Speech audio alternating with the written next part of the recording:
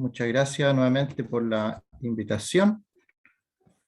Le voy a invitar a leer en el libro de Lucas. El libro de Lucas. Estamos siguiendo un estudio. Vamos en el capítulo 2. Lucas, capítulo 2. La vez pasada consideramos la historicidad del relato que aparece allí y vimos los detalles que nos menciona Lucas, que otros escritores no nos mencionan, y cómo nos da los datos históricos también para ver que esto no es una historia contada como fábula, como algún cuento que comienza diciendo érase una vez o cosas por el estilo. Esta es una historia real con personajes reales, históricos, fácil de seguir en la historia. Obviamente hay algunas excepciones, pero siempre que ha pasado eso, la escritura queda en pie y la historia tiene que cambiar. Dice el versículo 1, Lucas capítulo 2, versículo 1. Aconteció en aquellos días que se promulgó un edicto que todo el mundo fuese empadronado. Este primer censo se hizo siendo Cirenio gobernador de Siria. Allí consideramos ya los dos primeros, era Augusto César, como fue Cirenio, y lugares de la tierra de Oriente allí como Siria. Iban todos para ser empadronados, cada uno a su ciudad. Cada uno a su ciudad. Y José subió de Galilea, de la ciudad de Nazaret, a Judea, a la ciudad de David, que se llama Belén, por cuanto era de la casa y familia de David. También personajes históricos allí, David, la ciudad de Belén, la ciudad de Nazaret aparece José también, personaje, y aparece la región de Judea, todas cosas que hasta el día de hoy se pueden comprobar. Fueron para ser empadronados con María, su mujer, desposada con él, la cual estaba encinta. Y hasta ahí llegamos la vez pasada. Dice el versículo 6, aconteció que estando ellos allí, ese allí obviamente se refiere a Belén, cuando ellos estaban. Y esta pequeña palabrita también que dice, estando allí, al parecer pasó un poco más de tiempo. No fue que estuvieron poco tiempo allí, al parecer estuvieron residiendo allí en ese lugar más tiempo. Estando ellos allí, se cumplieron los días de su alumbramiento, y dio a luz a su hijo primogénito, y lo envolvió en pañales, y lo acostó en un pesebre, porque no había lugar para ellos en el mesón. Había pastores en la misma región que velaban y guardaban las vigilias de la noche sobre su rebaño. Y aquí se les presentó un ángel del Señor, y la gloria del Señor los rodeó de resplandor, y tuvieron gran temor. Pero el ángel les dijo, no temáis, porque aquí os doy nuevas de gran gozo, que será para todo el pueblo, que os ha nacido hoy en la ciudad de David un Salvador, que es Cristo el Señor. Esto os servirá de señal. Hallaréis al niño envuelto en pañales, acostado en un pesebre. Y repentinamente apareció con el ángel una multitud de las huestes celestiales que alababan a Dios y decían, gloria a Dios en las alturas y en la tierra paz, buena voluntad para con los hombres. Sucedió que cuando los ángeles se fueron, los pastores se dijeron unos a otros, pasemos pues hasta Belén y veamos esto que ha sucedido y que el Señor nos ha manifestado. Vinieron pues apresuradamente y hallaron a María y a José y al niño acostado en el pesebre. Y al verlo dieron a conocer lo que se les había dicho acerca del niño. Y todos los que oyeron se maravillaron de lo que los pastores le decían. Pero María guardaba todas estas cosas, meditándolas en su corazón. Y volvieron los pastores glorificando y alabando a Dios por todas las cosas que habían oído y visto como se les había dicho.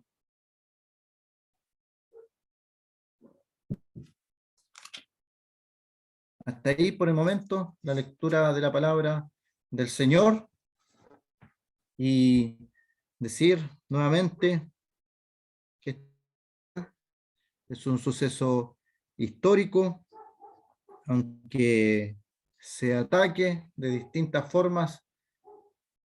Decir también que el Señor dejó un mandamiento para recordarle a Él, pero este mandamiento no tiene que ver con el nacimiento. Dios no nos mandó a recordar su nacimiento, sí nos mandó a hacer memoria de Él. Haced esto en memoria de mí. Y podemos allí, cuando recordamos su persona, cuando le recordamos a Él, podemos mencionar a veces esto del nacimiento, pero no hay un mandato explícito para que como cristianos recordemos su nacimiento. También hemos dicho que la fecha que se recuerda popularmente, tampoco hay evidencia que sea la fecha exacta, y hay más evidencia que muestra que era una fiesta de los romanos, que tenía muchos adeptos el 25 de diciembre. Bueno, estando ellos allí, se cumplieron los días de su alumbramiento. Como decía Gálatas 4:4, cuando vino el cumplimiento del tiempo, Dios envió a su Hijo, nacido de mujer y nacido bajo la ley. Ni antes ni después nació el Señor. Los procesos tienen que cumplir su época, sus edades, sus tiempos. No debemos apurar aquellos procesos. Y llegó el tiempo donde se dio a luz. Y podemos pensar en el día de hoy, cuando nace un niño, cuánta gente involucrada en el nacimiento de un niño, en el que son en un hospital, en una clínica, hay doctores, anestesistas, cuántas personas involucradas en un nacimiento. Sin embargo, aquí el nacimiento de nuestro Señor, el Salvador del mundo, se ve un nacimiento casi solitario. Las palabras que utiliza allí para referirse a cómo se dio a luz, al parecer estaba María, estaba José, pero no se menciona ninguna otra persona. Podemos meditar en eso, podemos meditar en eso. Dio a luz, dio a luz a su hijo. No menciona, por ejemplo, que había una partera cerca. En esos tiempos había personas que se preocupaban de estos quehaceres, pero no lo había. Vemos la soledad allí. Dio a luz su hijo y lo envolvió en pañales. Esas dos frases que aparecen allí muestran cómo María estaba al parecer sola. Dio a luz. No hay intervención de otras personas. La escritura no nos muestra y nos dice el detalle: y dio a luz. Y luego dice, y lo envolvió. Podemos imaginarnos allí, hermanos, yo he hecho la comparación en el día de hoy, cuántas personas están involucradas en un nacimiento. Y el Salvador del mundo, el Rey de Reyes, el Señor de Señores, el Creador de todas las cosas, venía a este mundo sin pompa, sin trompeta, sin anuncio. Aquí, como dice, en un pesebre, totalmente lo que el mundo tiene en mente cuando se habla del nacimiento de un rey. de un emperador en el tiempo del Imperio Romano, si nos hubieran hecho elegir a nosotros, por ejemplo, ¿dónde hubiéramos querido nacer? La capital del Imperio Romano, allí Roma, en lo más grande, en lo más selecto, rodeado de riquezas, de oro, de joyas, pero el Señor no fue así. Y podemos pensar en lo que Él desde su nacimiento quiso demostrar. Cuando Él viene a este mundo, se humilló hasta lo sumo, dice,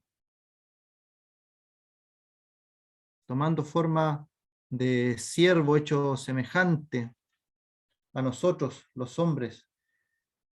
Dios encarnado, y María le dio a luz. Dice a su hijo primogénito, y es interesante que Lucas, a través de esta pequeña palabra, nos da un detalle muy importante, porque cuántas veces hemos escuchado que María no tuvo más hijos, que solamente fue el Señor. Pero aquí Lucas utiliza esa palabra, el primogénito. Y la palabra primogénito significa el primero de varios, el primero de varios. Nosotros sabemos que por lo menos hay 2 libros escritos por hermanos del Señor, que sería el libro de Santiago o Jacobo y el libro de Judas, aquel pequeño libro que defiende la fe, que es muy directo. Ellos 2 por lo menos son hermanos del Señor. Y aquí quiero también hacer un alcance, porque a veces nosotros decimos el medio hermano del Señor. Yo lo dije alguna vez, pero sabe que la Escritura lo menciona como sus hermanos y no menciona como medio hermanos. Y Pedro dice, si alguno habla, hable conforme a las palabras de Dios. Así que yo aprendí eso. Si hay algunas grabaciones mías antiguas, utilicé esa palabra, el medio hermano del Señor, haciendo referencia, alusión a que el Señor obviamente es único en su tipo, que Él era hijo de Dios, que estuvo en el vientre de María, pero que no tenía esa relación con los otros hijos de María. Pero ¿sabe qué? La Escritura lo menciona como hermano, y lo vamos a leer eso. Como mencioné, estos hermanos del Señor eh, escribieron libros. Santiago o Jacobo, Jacobo el nombre del hermano, y Judas, libros potentes, libros doctrinales que defienden la fe, que no se andan con rodeo. Y yo pienso en eso porque ellos tienen que haber visto la persona del Señor en su hogar, en su vida diaria, en cómo Él se comportaba, su santidad, su, su forma de ser, diferente totalmente a ellos. Mateo 13 nos habla acerca de que el Señor estuvo en Nazaret. Dice Mateo 13, 53, aconteció que cuando terminó Jesús estas parábolas, se fue de allí y venido a su tierra, les enseñaba en la sinagoga de ellos, de tal manera que se maravillaban y decían, ¿de dónde tiene este tanta sabiduría y estos milagros? Reflexionemos en la palabra que utilizan para referirse al Señor. Dice, ¿de dónde tiene este? ¿De dónde tiene este? A veces de forma despectiva se utiliza esa frase, este. Y dice el versículo 55, no es este el hijo del carpintero? Es una pregunta, pero la intención es una intención despectiva. ¿No es no es este el hijo del carpintero? ¿No se llama su madre María? Y sus hermanos Jacobo, Jacobo es el que escribió Santiago, José, Simón y Judas. allí tenemos 4 nombres y 2 de ellos escribieron libros.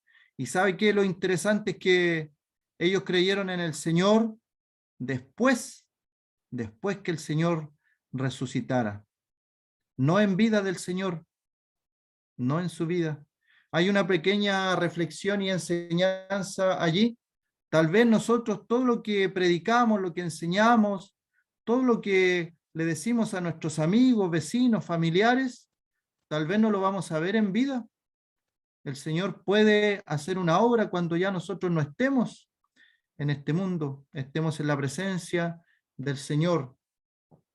Hay hermanos que han partido y toda la iglesia sabía que oraban por sus familiares para su conversión.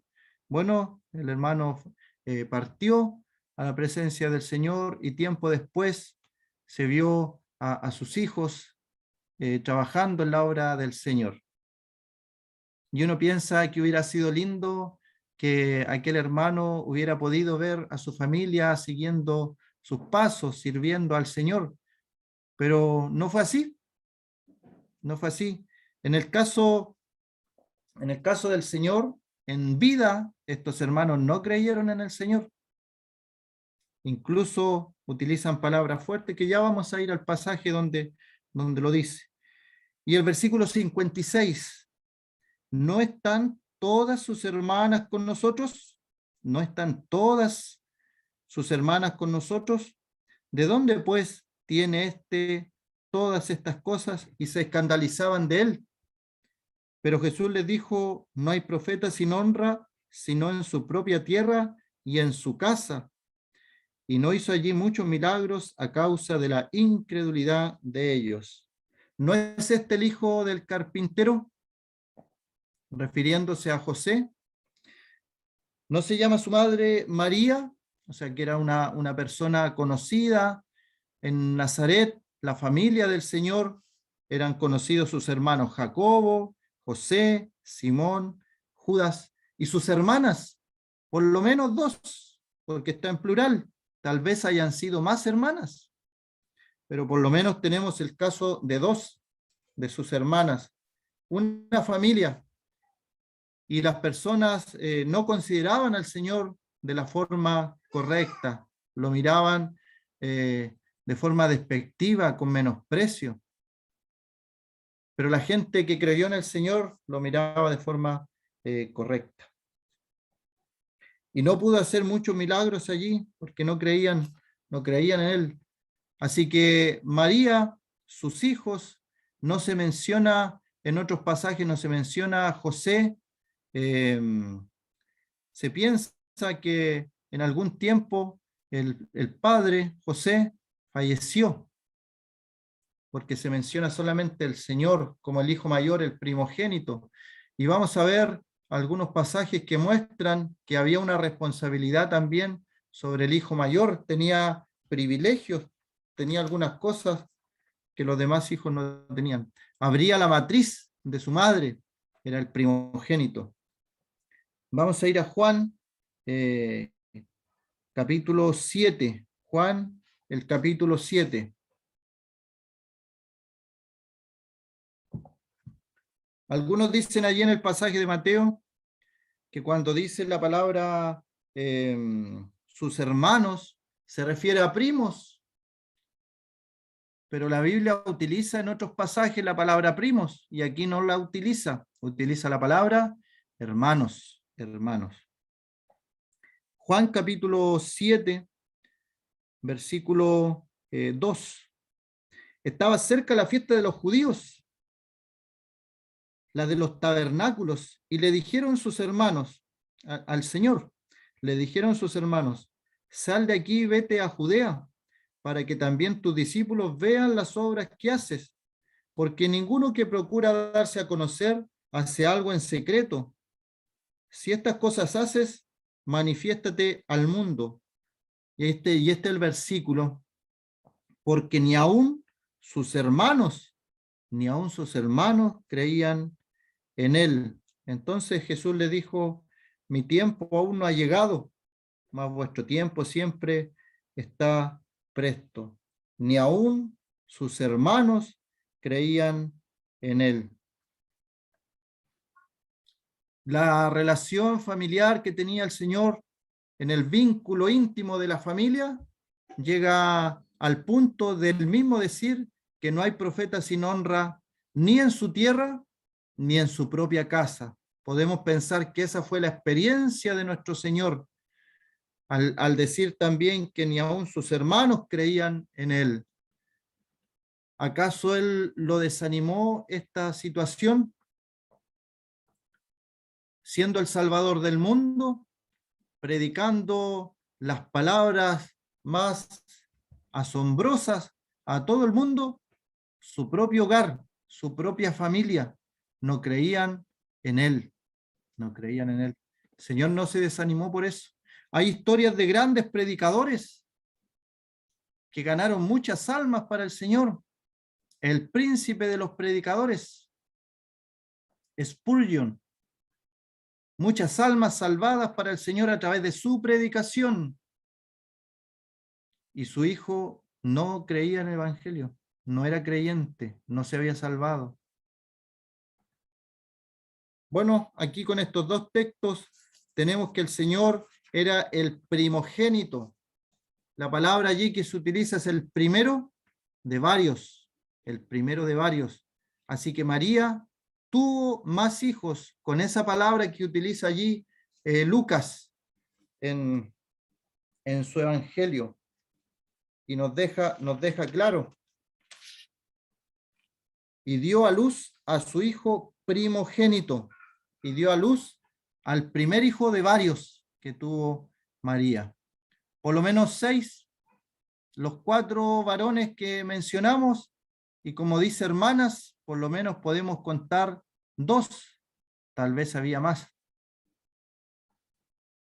Así que fue su primogénito. La palabra primogénito también se utilizaba en el Antiguo Testamento y tenía relación con el título del Mesías.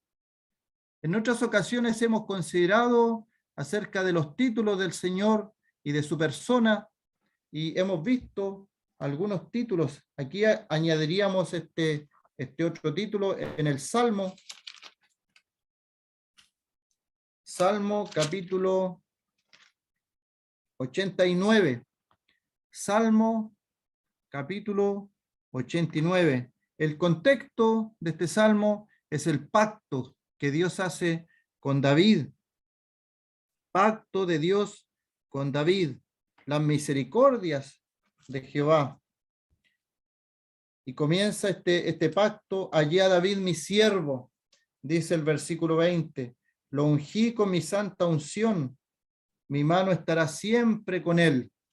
Mi brazo también lo fortalecerá. 22, no lo sorprenderá el enemigo. Y continúa el relato. Y el versículo 27. Yo también le pondré por primogénito. Es una alusión directa a lo que es el Mesías, profetizado desde la antigüedad y el cumplimiento perfecto en la persona del Señor Jesucristo. Yo también le pondré por primogénito, el más excelso de los reyes de la tierra. Se parece a las palabras también que aparecen en el Salmo capítulo 1 y Salmo capítulo 2. El Señor es el cumplimiento a todas estas profecías que habían desde la antigüedad acerca de su persona.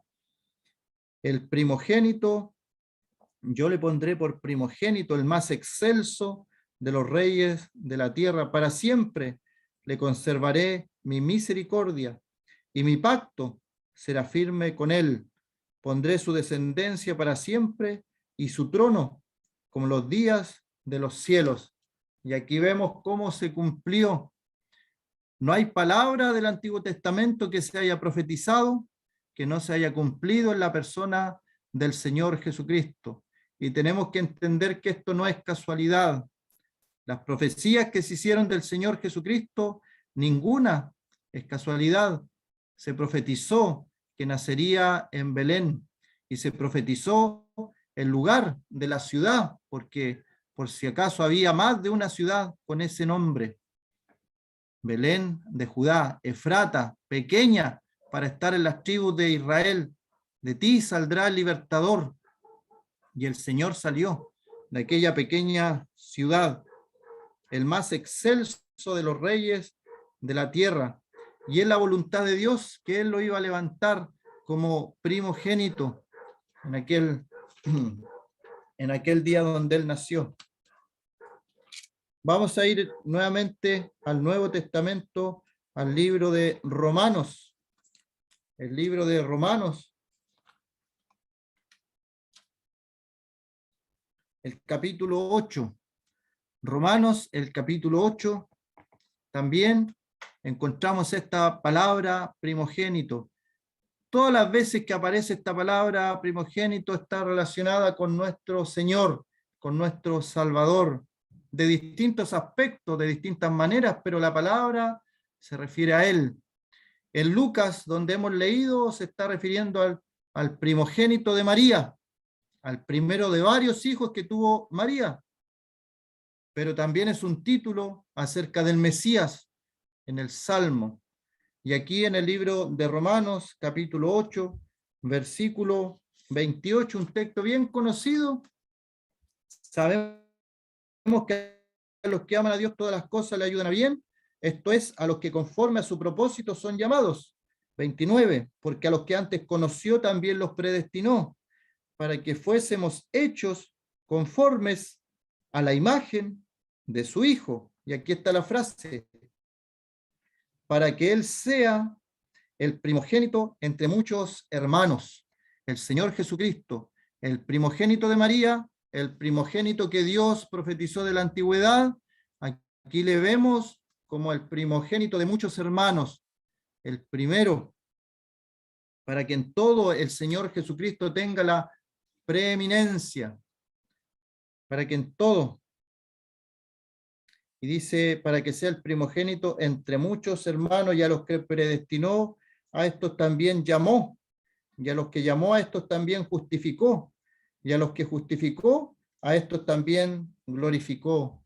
El Señor Jesucristo es el heredero de todo, pero también en su misericordia, lo hemos estudiado otras veces, Él nos hizo coherederos, coherederos. Sabemos que nosotros no tenemos la misma relación con Dios acerca de la paternidad divina. Por eso es que el Señor cuando resucita dice, vayan, díganle a mis hermanos, entonces, subo a mi Dios y a vuestro Dios, a mi Padre y a vuestro Padre. No es la misma relación, lo sabemos. Nosotros somos hijos por adopción. Fuimos adoptados en Cristo Jesús, fuimos adoptados en el amado. Es como un secreto a voces, como lo explicaba en el Imperio Romano. Había a veces esclavos que el padre de familia o el pater familia, que hacía lo que él quería con lo que tenía a su cargo, era el dueño y señor. Él, si quería, adoptaba a un esclavo. Todo el mundo sabía que ese esclavo no era hijo. Se notaba en su apariencia, en su aspecto, hasta en el color de la piel a veces, pero todo el mundo sabía que no era el hijo, pero legalmente había sido hijo adoptado. Y esa es la adopción. De ahí sale el ejemplo que utiliza Pablo. Fuimos adoptados. Obviamente no tenemos esa misma relación con el Padre que tenía nuestro Señor, pero hemos sido adoptados en el amado.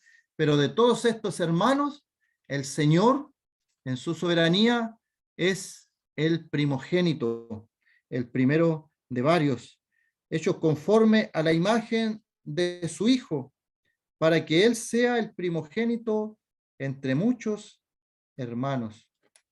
Es la voluntad del Señor que cada uno de nosotros aspire a ser como el Señor.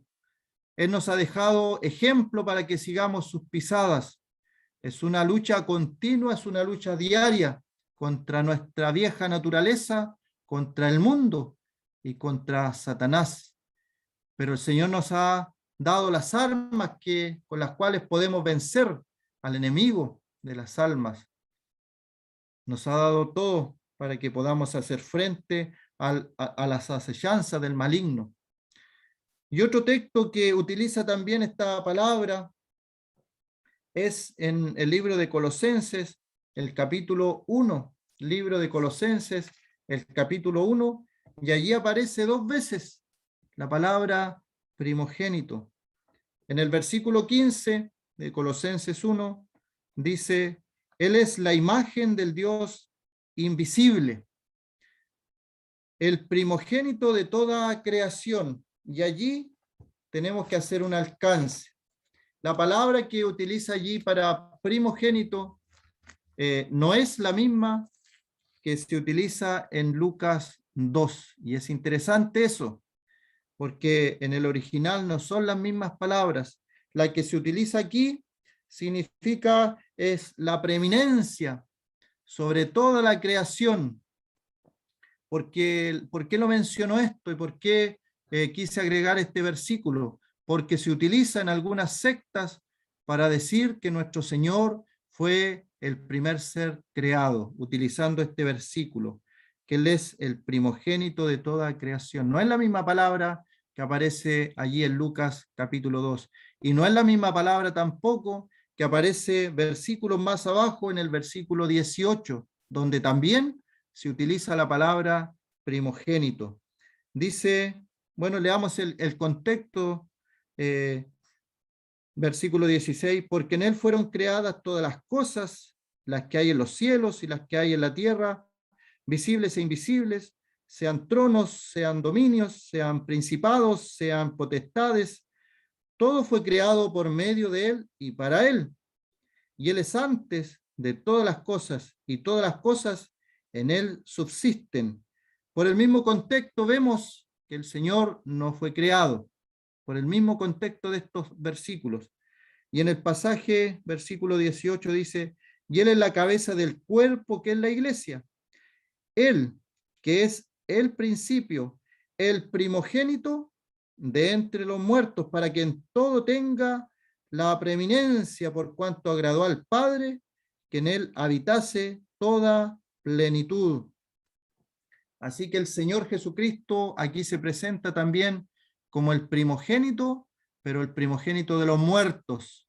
Luego de su resurrección, Él era el primero en su tipo. Una persona, un ser perfecto. Él vino a la tierra cual hombre, y cual hombre sufrió la muerte. Cual Dios resucitó de entre los muertos, se sentó a la diestra, en la majestad, en las alturas, el Señor Jesucristo. Y podemos pensar en el Salmo de la antigüedad. Está el Salmo del Buen Pastor, bien conocido, Salmo 23, y en el Salmo 24 vemos cómo entra el Rey de Gloria en esa escena celestial y los quiciales. Vamos a leerlo mejor para no equivocarme en las frases. El Salmo 24 presenta la escena de una persona entrando al cielo. Salmo 24, dice el versículo 3, ¿quién subirá al monte de Jehová y quién estará en su lugar santo? El limpio de manos y puro de corazón, el que no ha elevado su alma a cosas vanas ni jurado con engaño. Él recibirá bendición de Jehová. Así que la respuesta a esta pregunta, ¿quién subirá al monte de Jehová? Es ninguno. Ninguno puede subir al monte de Jehová a ver su santidad, porque su santidad no permite el pecado, y todo hombre es pecador, desde la planta de nuestros pies hasta nuestra cabeza, todo hombre es pecador, no hay nadie que haga lo bueno.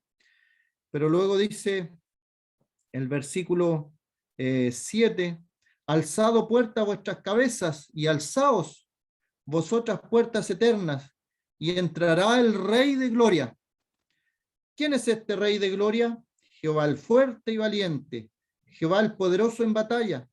Alzado puertas vuestras cabezas, y alzado vosotras puertas eternas, y entrará el Rey de Gloria. Pregunta de nuevo, ¿quién es este Rey de Gloria? Jehová de los ejércitos, Él es el Rey de Gloria. ¿Cuál es la escena aquí? las puertas, los quiciales de la puerta se estremecen, se abren de par en par en el cielo donde está el trono de Dios. Y hay expectación porque viene entrando alguien, y esta persona que viene entrando es Dios. Pero ¿cómo puede estar entrando Dios? ¿Cómo puede estar entrando Jehová de los ejércitos si Jehová de los ejércitos está sentado en su trono en el cielo? Y esa es la clave aquí.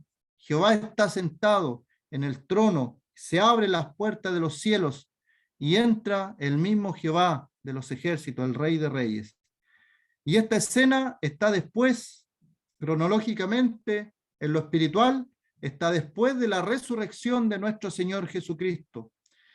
El Señor, por lo que nos dice Pablo en Primera de Timoteo 3:16, que indiscutiblemente grande es el misterio de la piedad, Dios fue manifestado en carne, Él viene a este mundo, toma forma humana, como humano perfecto, como hombre perfecto, muere allí en la cruz del Calvario, paga nuestros pecados, paga nuestra deuda, responde a las preguntas que aparecen aquí. ¿Quién subirá al monte santo? ¿Quién estará en su lugar santo? El limpio de manos, el Señor. Puro de corazón, el Señor. El que no ha elevado su alma a cosas vanas, el Señor. Y que no ha jurado con engaños, el Señor. Él es el que cumple todos los requisitos para entrar por esas puertas celestiales. Esta escena ocurre después de su resurrección y el Señor sube como el primogénito de entre los muertos. Y es ahí entonces el contexto que nos aparece en Colosenses capítulo 1, versículo 18. Él es el principio, el primogénito de entre los muertos para que en todo tenga la preeminencia. Y Él entra a los cielos y así como Él entró, hay seguridad para nosotros que hemos creído en Él, en el Señor, y podemos pensar que Él es el primogénito de entre los muertos. Sabemos que nosotros cuando partamos de este mundo, veremos cara a cara a nuestro Señor, pero luego vendrá el Señor por los que están vivos, y habrá una transformación de los cuerpos. Y dice, y los muertos en Cristo resucitarán primero. Los muertos en Cristo resucitarán primero. Pero ¿quién fue el primero? ¿Quién fue el primogénito de entre los muertos? El primogénito que resucitó, nuestro Señor Jesucristo. Y el libro de los Hebreos, el capítulo 1, asociado también a este título que se veía desde la antigüedad en el Salmo, el título del Mesías, de la primogenitura, con todas las bendiciones que tenían los primogénitos. Y podemos pensar, Moisés en el monte también, dice la reunión de los primogénitos. Podemos pensar en eso también. En Jacob, que deseaba la primogenitura, y Esaú desechó su primogenitura. Era importante, era el varón que abría la matriz de su madre. Tenía bendición, era apartado para Dios el primogénito. Dice Hebreos capítulo 1, versículo 6, y otra vez, cuando introduce al primogénito en el mundo, y ese es el pasaje que estamos viendo nosotros en Lucas, cuando Dios, en su soberana voluntad, según Gálatas 4:4, en el cumplimiento del tiempo, vino nuestro Señor. Cuando introduce al primogénito en el mundo, dice, adórenle ángeles, todos los ángeles de Dios. Y vamos a ver en Lucas 2 cómo esto también lo vemos allí. Y los ángeles adorando al Señor.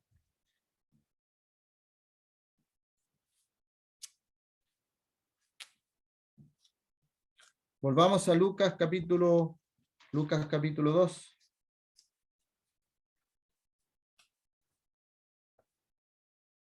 Y dio a luz a su hijo primogénito. También le vemos como el primogénito de María, el primero de varios, por lo menos 6, 4 hombres con sus nombres están allí especificados, y por lo menos 2 mujeres, porque dice sus hermanas, y lo envolvió en pañales y lo acostó en un pesebre, porque no había lugar para ellos en el mesón. ¿Por qué utiliza allí la palabra pañales? Era algo típico en la tradición judía esto. Vamos a ir a Ezequiel capítulo 16. Ezequiel capítulo 16, que también se utiliza una palabra que hace referencia a esto. Ezequiel capítulo 16, versículo 4, hablando de un nacimiento. Y en cuanto a tu nacimiento, el día que naciste, no fue cortado tu ombligo, ni fuiste lavada con aguas para limpiarte, ni salada con sal, ni fuiste envuelta con fajas, con fajas. Ahí está la frase. Si nos fijamos, estamos en un libro del Antiguo Testamento. Todas estas costumbres sanitarias se practicaban también en la época de nuestro Señor. Y allí está el orden. Podemos pensar en que todo esto sucedió cuando nació nuestro Señor también. Pero aquí reemplaza la palabra pañales por la palabra que dice allí, envuelta con fajas, envuelta con fajas. Y la palabra no es como los pañales que nosotros conocemos de nuestros bebés, de nuestros niños en el día de hoy. Eran como cuando alguien se fracturaba alguna pierna, algún brazo, y envolvían con una faja aquella herida. Ese es el sentido de los pañales, de la envoltura. Por eso acá utiliza otra palabra, la faja.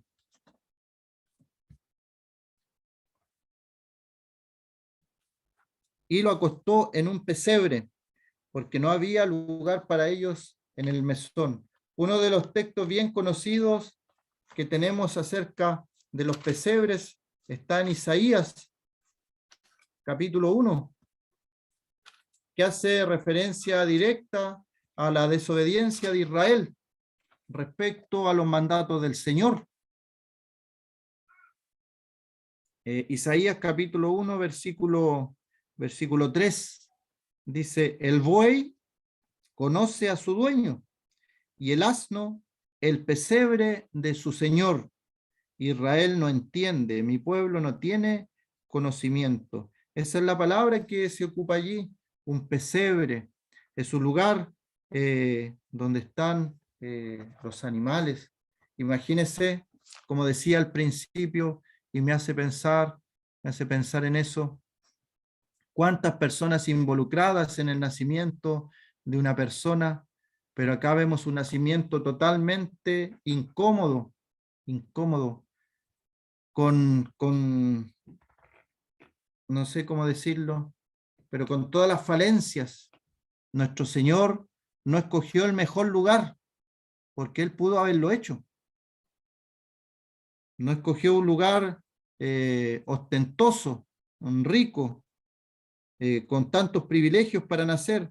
Escogió una aldea pequeña, escogió un país, una provincia del Imperio Romano, Judea, y escogió un pesebre, lo acostó en un pesebre.